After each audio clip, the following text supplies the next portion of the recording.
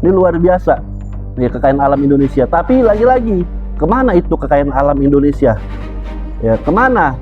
Rakyatnya makin susah, yang miskin makin miskin, yang kaya makin kaya. Manakala akhlak adab rusak, maka ilmu akan rusak. Ilmu rusak akan pernah mengatakan, jika pemerintah lebih sibuk mengamankan kekuasaannya daripada mensejahterakan rakyatnya, maka itu bukan pemerintahan, melainkan itu penindasan baru.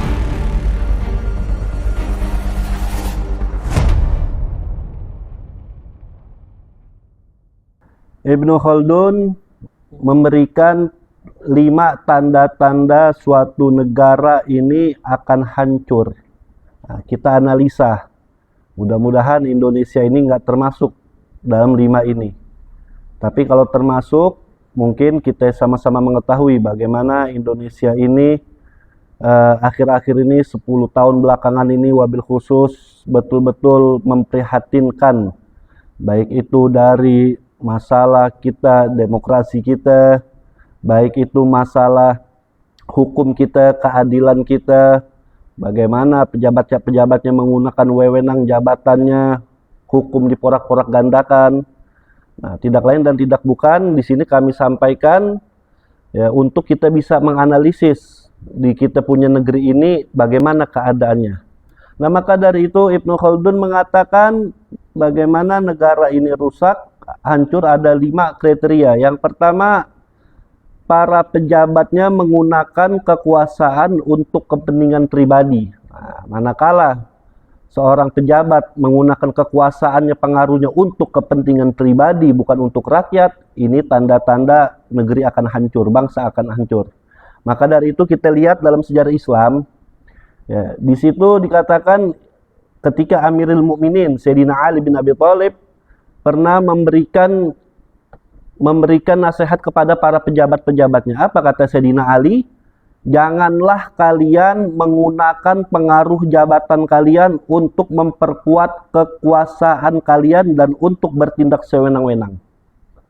Lalu kita lihat lagi bagaimana Amirul Mukminin Sayyidina Utsman bin Affan juga memberikan hal yang sama, memberikan nasihat kepada para pejabat-pejabatnya. Apa kata Sayyidina Utsman bin Affan? Kalian para penjaga rakyat atau umat. Kalian adalah para penjaga rakyat dan wakil umat, jangan menggunakan jabatan untuk bertindak sewenang-wenang. Itu kata Sayyidina Utsman. Kalau kita dilihat sekarang kita punya negeri, kita bagaimana sekarang kita lihat sumber daya alam Indonesia yang harusnya dikuasai oleh negara dan digunakan untuk kepentingan rakyat. Tetapi sebaliknya, kita lihat sumber daya kita yang begitu besar melimpah dikuasai oleh segelintir orang oligarki dan banyak oknum-oknum pejabat juga yang bermain di sana. Padahal kita lihat Indonesia negara kaya tapi rakyatnya miskin. Indonesia negara kaya yang harusnya kita ini sejahtera. Bagaimana kalau kita lihat Indonesia ini penghasil kelapa sawit yang luar biasa, nikel terbesar di dunia. Tapi menjadi pertanyaan, duitnya itu kemana? Larinya ke rakyat atau ke kantong-kantong oligarki atau kantong-kantong pejabat? Juga kita lihat Indonesia itu penghasil batu bara ketiga terbesar dan juga timah kedua di dunia. Juga banyak emasnya. Kekayaan laut kita, ikan ini nomor 2 setelah negara Cina. Tapi sumber daya alam Indonesia yang begitu banyak, rakyatnya makmur atau tidak. Kita bisa masing-masing menilai sendiri. Bahkan kalau kita lihat sumber daya alam kita, ya, kalau dikelola dengan betul sesuai dengan Undang-Undang Dasar 45 pasal 33 ayat 3, di situ dikatakan bumi dan air dan kekayaan alam yang terkandung di dalamnya dikuasai oleh negara dan dipergunakan sebesar-besarnya untuk kemakmuran rakyat. Nah, kalau betul-betul pejabatnya mengamalkan ini Undang-Undang Dasar 45 pasal 33 ayat 3, maka penduduk Indonesia yang ada yang miskin. Bahkan setiap orang bisa mendapatkan tunjangan sebulan 20 juta. Saking kayanya kekayaan alam Indonesia ini. Kalau kita lihat juga bagaimana di Bangka Belitung ya, ada tambang yang namanya thorium. Tambang thorium itu kalau kita lihat di media atau kita melihat para pengamat-pengamat, ya, di situ tambang yang ada di Bangka yang namanya thorium itu kalau dikonvers menjadi energi listrik, maka bisa mencukupi kebutuhan listrik dunia selama 1200 tahun. Nggak main-main. Bahkan 1 ton thorium itu, 1 ton thorium sama dengan 250 ton uranium. Dan 1 ton thorium itu sama dengan 3,5 juta ton batu bara. Bahkan sepertiga kekayaan bumi ada di Indonesia. Itu thorium. Kalau digunakan dengan energi listrik, ini sebetulnya kita ini nggak perlu bayar listrik nih. Ini luar biasa ya kekayaan alam Indonesia. Tapi lagi-lagi, kemana itu kekayaan alam Indonesia? Ya kemana? Rakyatnya makin susah, yang miskin makin miskin, yang kaya makin kaya. Belum lagi di pulau-pulau lain, Sumbawa yang terkenal dengan banyak emasnya, di Irian, di Papua, Freeport-nya. Tapi semua kekayaan alam Indonesia hasilnya rakyatnya tidak terlalu menikmati. Kita juga sangat memprihatinkan bagaimana sekarang ya, bagaimana itu uang rakyat, APBN dikelolanya apakah buat kemaslahatan rakyat atau tidak.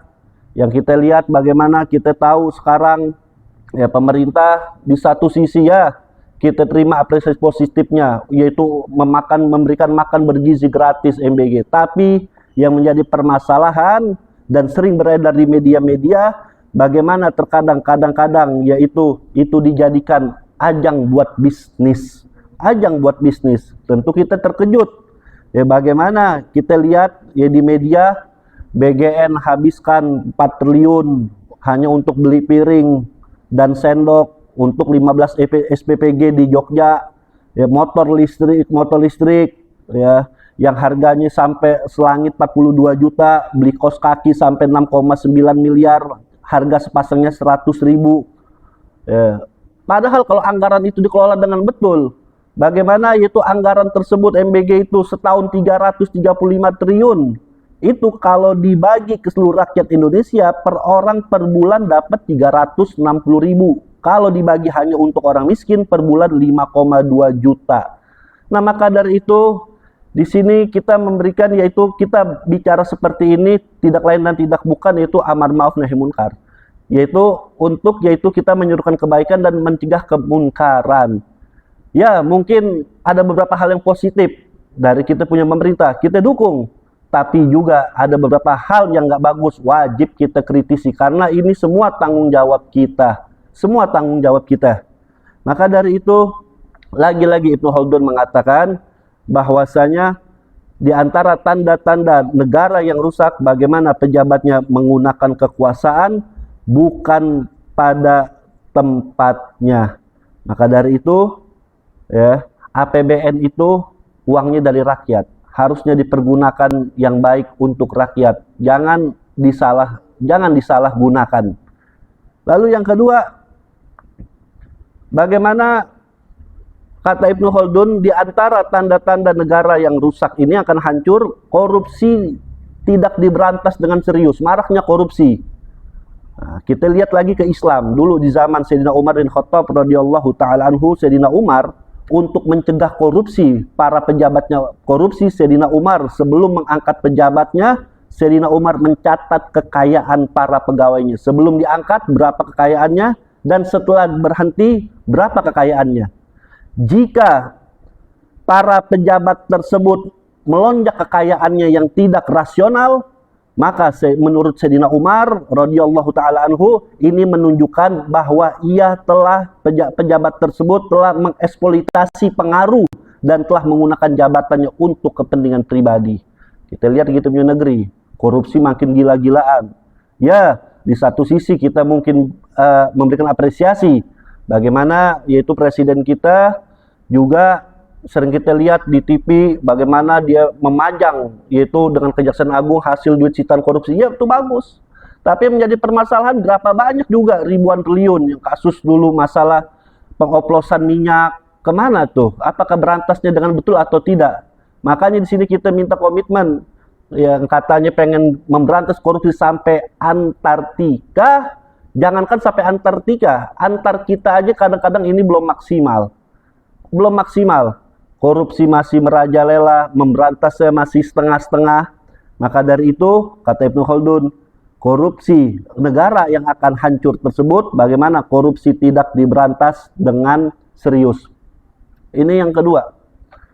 Lalu yang ketiga, menurut Ibnu Khaldun, di antara yaitu tanda-tanda negara yang akan hancur, rakyat dipungutin pajak begitu banyak. Nah, kita lihat ya, rakyat selalu yaitu menderita. Di satu sisi negara Indonesia banyak SDM-nya melimpah, luar biasa SDA-nya, sumber daya alamnya melimpah.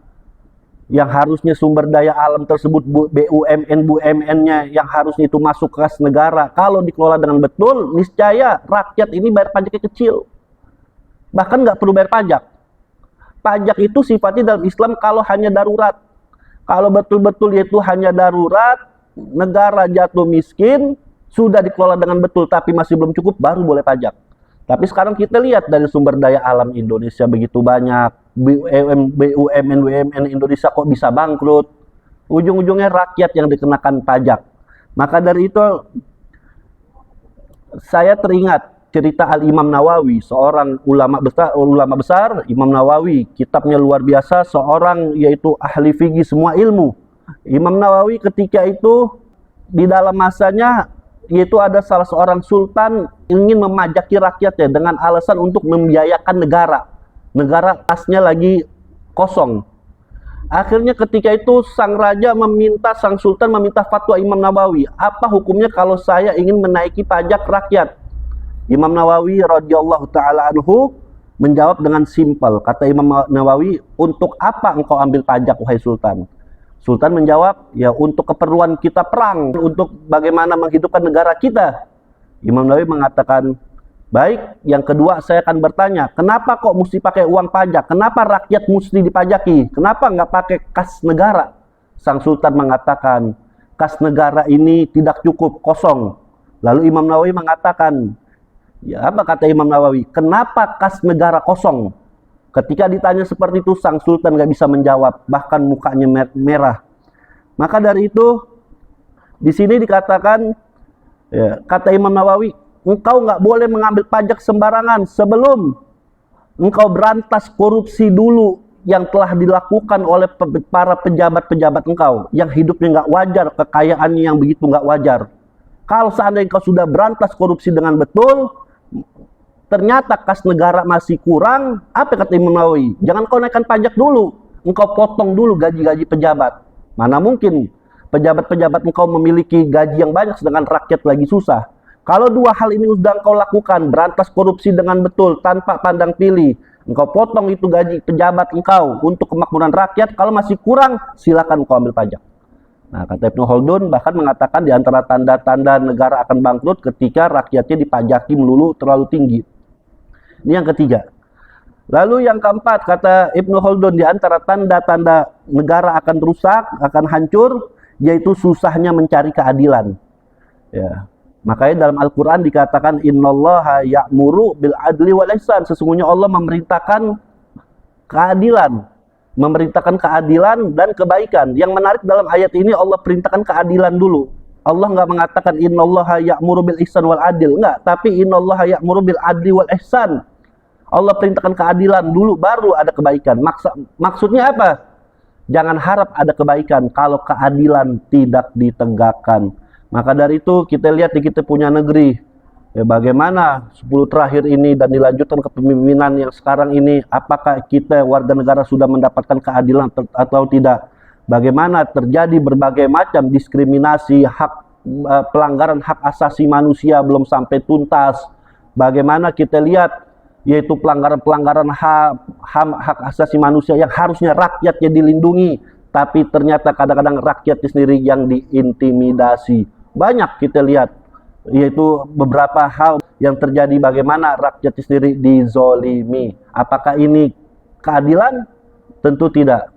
Maka dari itu yang keempat, kata Ibnu Khaldun, yaitu di antara negara rusak ketika rakyatnya susah mencari keadilan. Jangan keadilan hanya tajam ke bawah, tapi tumpul ke atas. Ya, kita prihatin kemarin ada aktivis yang disiram dengan air keras.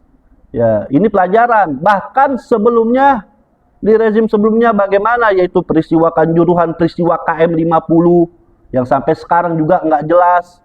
Ini didiamkan, kalau didiamkan lama-lama akan timbul terus yaitu kekerasan, pelanggaran hak asasi manusia.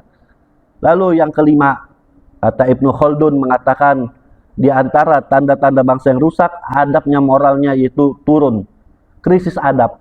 Ya, maka dari itu baik pejabat sampai rakyat kita jaga akhlak kita. Sebagaimana Nabi katakan innama bu'itsu liutammima makarim akhlak. Sesungguhnya aku diutus hanya untuk menyempurnakan akhlak. Artinya apa? Akhlak ini dia gunakan ilmu dengan betul, buat kebenaran, bukan untuk kepentingan. Manakala akhlak adab rusak, maka ilmu akan rusak. Ilmu rusak akan tampil pemimpin-pemimpin yang rusak. Terakhir, saya ingat pesan dari Host Cokro Aminoto, seorang bapak bangsa, pahlawan nasional. Beliau pernah mengatakan, jika pemerintah lebih sibuk mengamankan kekuasaannya daripada mensejahterakan rakyatnya, maka itu bukan pemerintahan, melainkan itu penindasan baru. Nah, mudah-mudahan insya Allah Indonesia akan bisa lebih baik, dan mudah-mudahan Allah jaga di kita punya negeri ini. Inilah 5 indikasi dari negara akan hancur.